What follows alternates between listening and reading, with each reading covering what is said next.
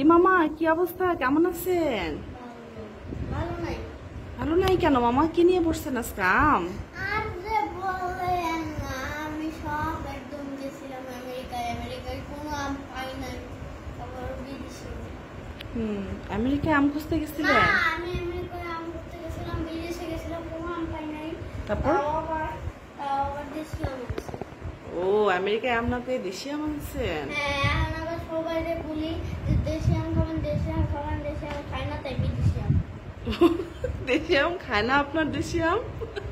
এই জন্য বিদেশি আম আনতে গেছেন? ও, কেন মামা? দেশি আম তো অনেক মজা। দেশি আম অনেক মজা, কিন্তু ওরা তো খাইতে চায় না কেউ।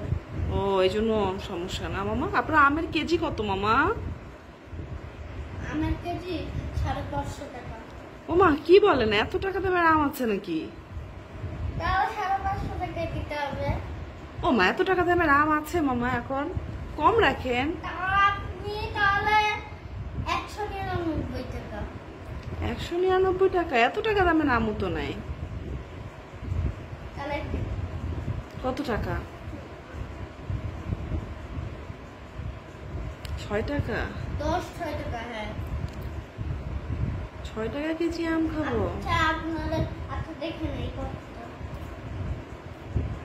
মামা আসছে, এটা হচ্ছে 599 টাকা। পাঁচ নিয়ে আর আনা? এটা হচ্ছে 85। মামা, আপনার দাম এত বেশি কেন? মামা আর কি করব বলেন, সবাই আর কি করব বলেন বলেন কেউ তো, সবাই আমি বলছিলাম দাম কম কম, একদিন দাম কমায় রাখছিলাম, কেউ খায় নাই আমার আম, তারপর বেশি করে রাখছি, সবাই খায়। অসাধারণ।